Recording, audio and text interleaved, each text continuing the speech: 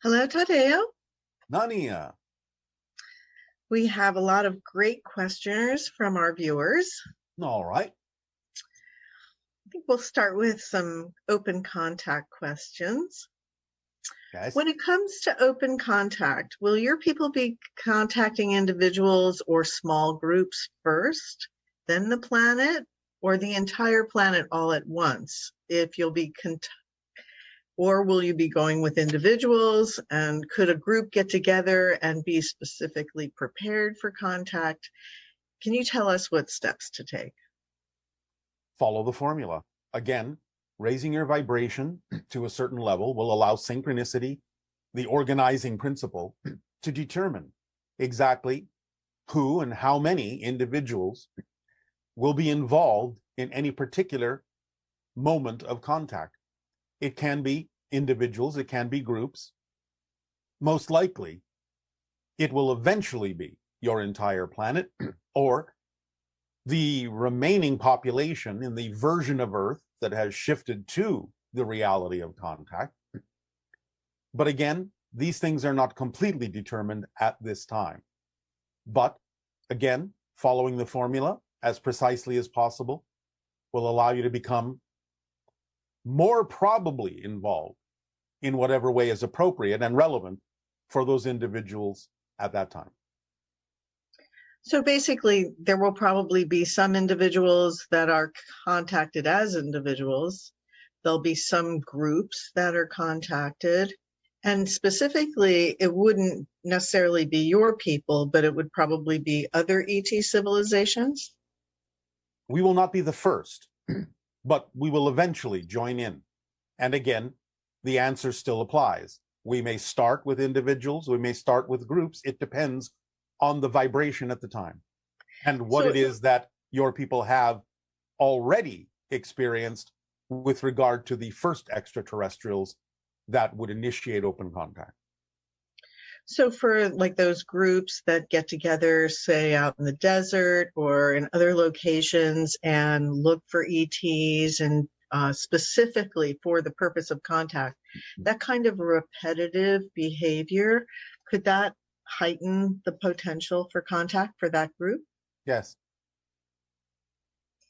That sounds fun, and especially if everybody loves doing it, right?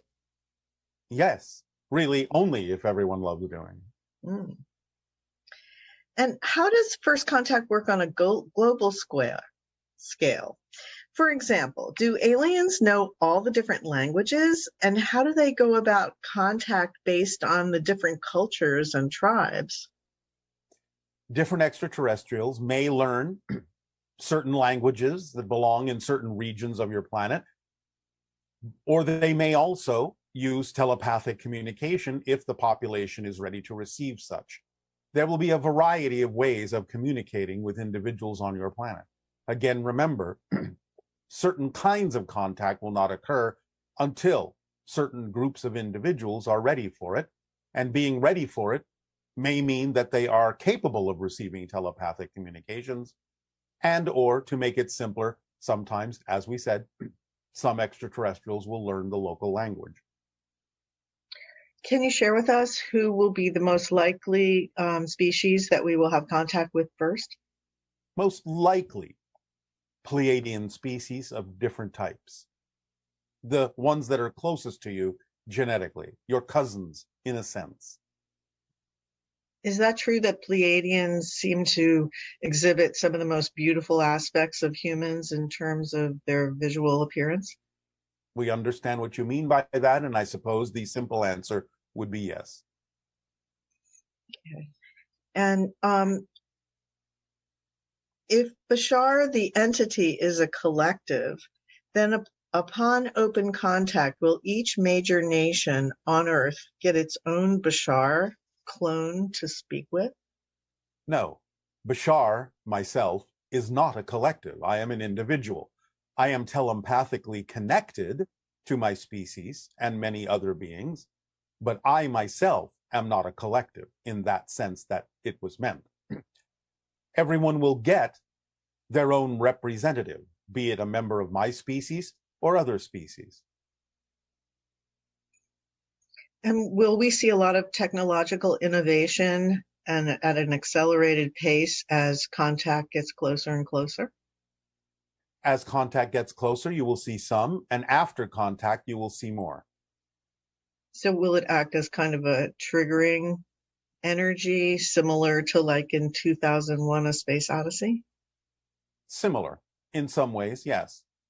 Again, remember, we have said that when you discover forms of life, either in your own solar system or elsewhere, based on your technology, your probes, your telescopes, so on and so forth, that will also start a trigger in the mindset that outside of your planet, life is possible. And therefore, that alone will change the mindset sufficiently to begin an acceleration and a refocusing and a perspective change in your society, or at least those that are aligned with that idea. Would you say that 2033 is also going to be an important year for contact, for first contact? Yes, and an especial acceleration between 2033 and 2040. Does the Interstellar Alliance have a post office? Is there a service that ET societies use to deliver packages between planets?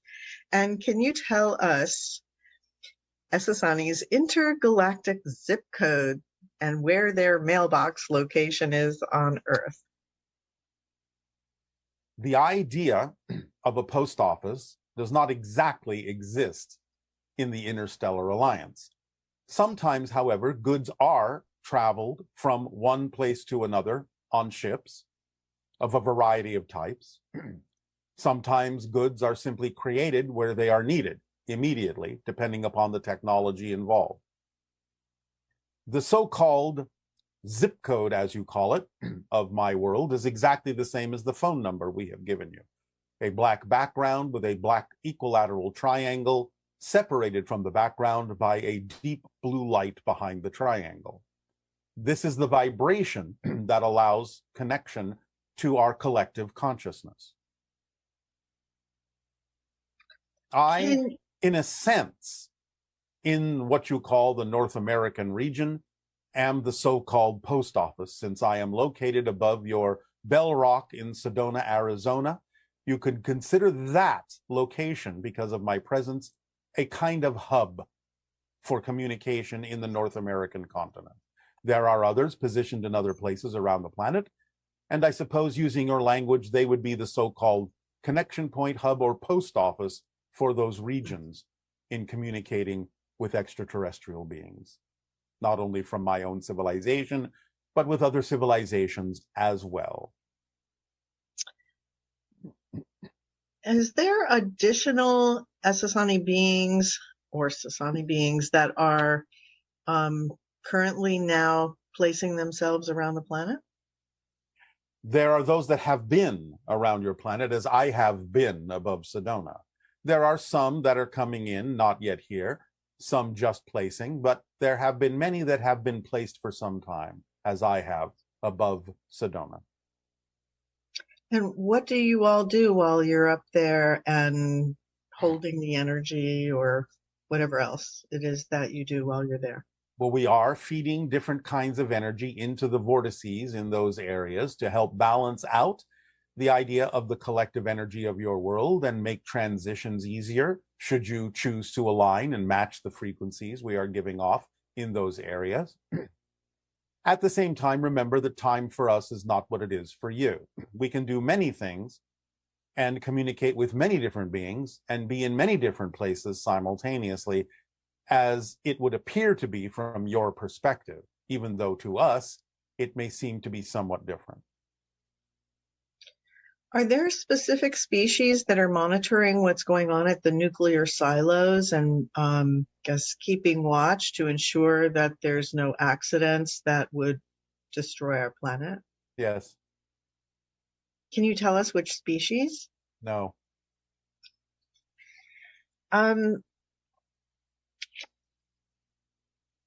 Let's see. When humans learn the true understanding of our planet's history, will our attitude towards crime and the ways of handling crime change from our perspective?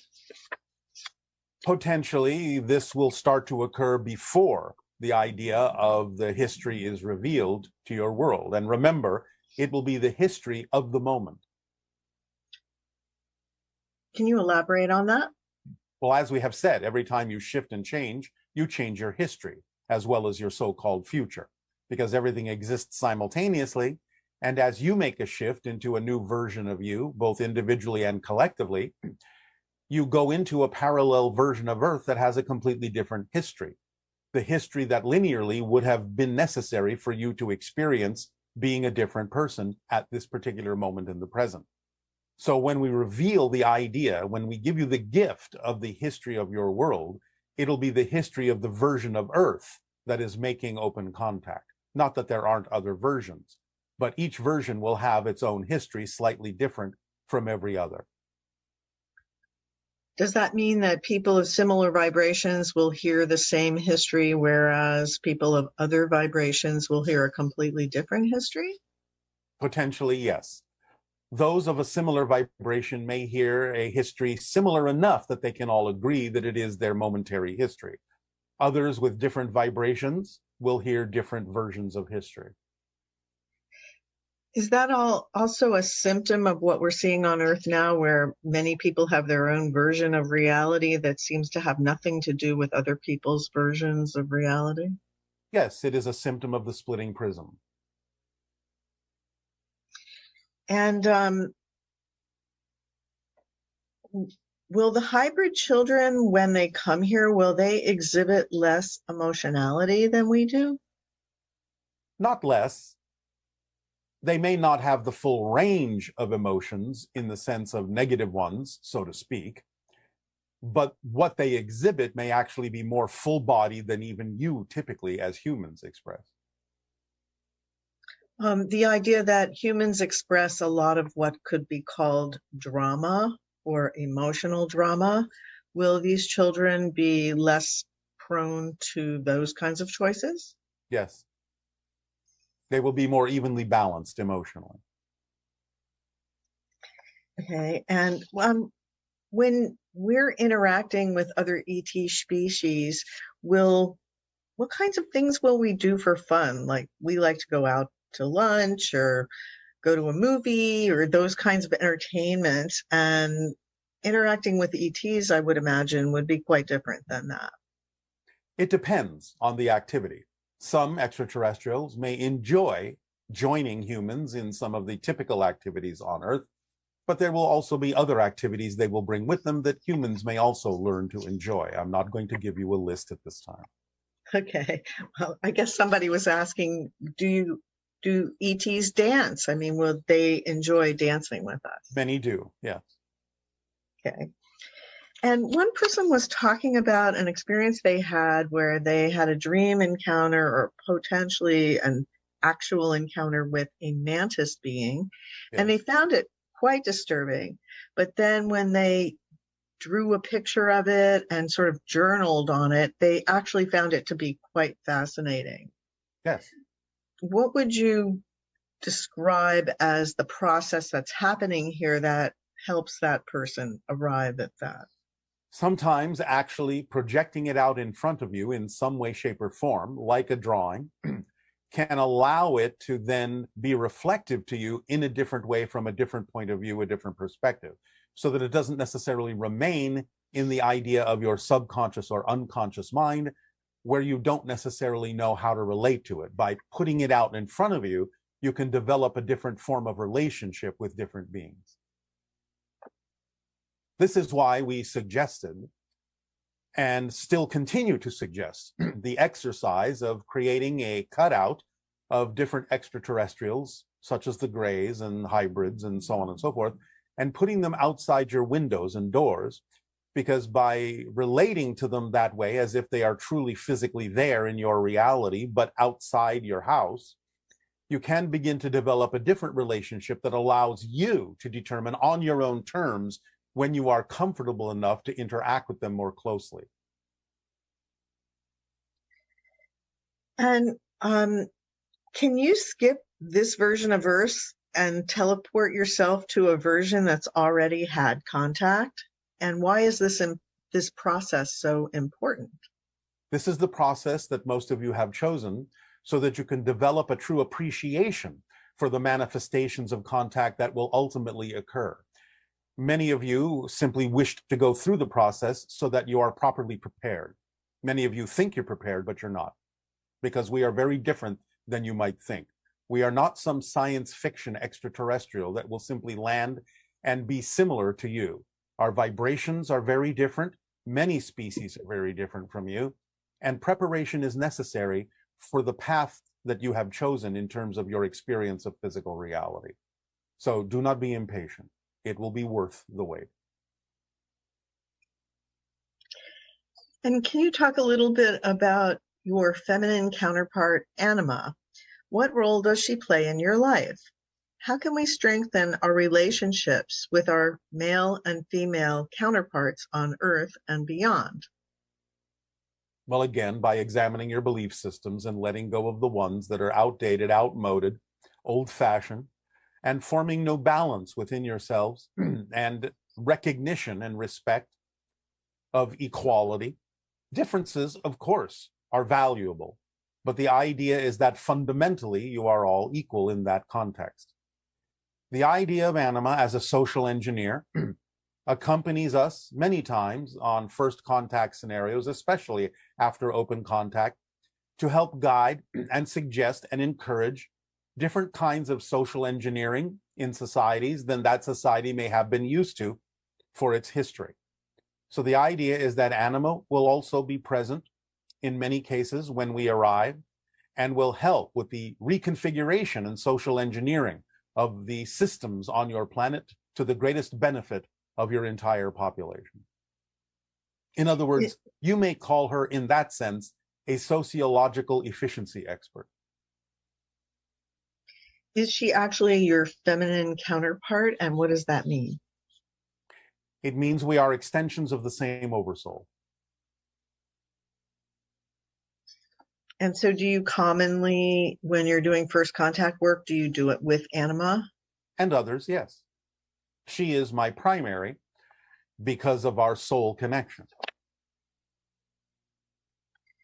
And can you tell us a little bit about the frequency of first contact? Like, you've helped us understand that human beings operate at different frequency ranges, Yes. and that the higher frequency states tend to be between 175,000 and up to about...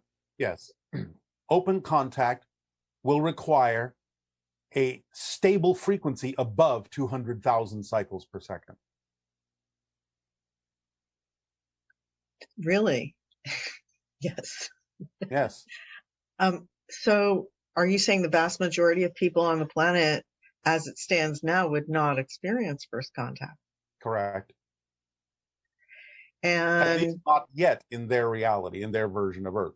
They may change and experience it later on, but again, we are not expecting the idea, due to the probabilities of choices that you have on your planet, the vast majority that exists now, to be the majority that will exist during open contact. Those that shift to the other Earth will join those already there, already existing in that alternate reality, and they will form a new majority.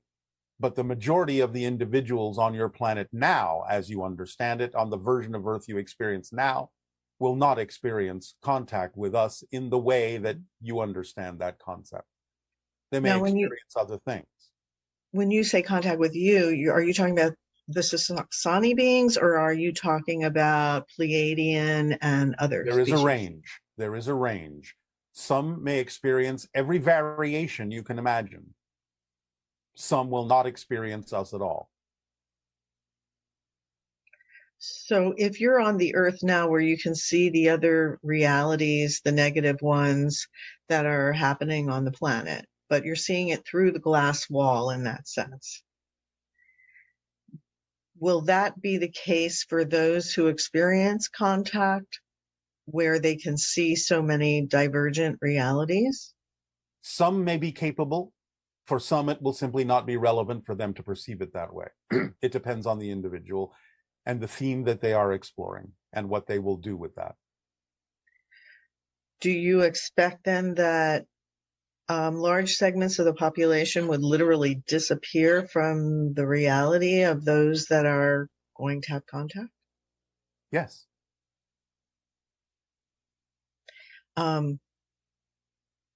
Okay, and so that would not necessarily, how would that occur? How would that occur? You are constantly shifting, remember. Yes. It may not actually be such a big mystery.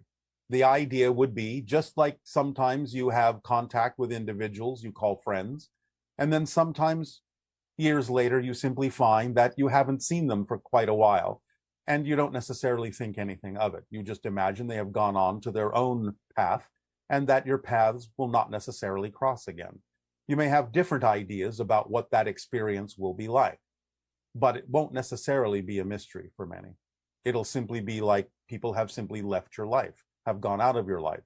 Some may appear to have died, but some may simply not be around for so long that you simply don't think about them anymore, or you wonder where they went, but never encounter them again.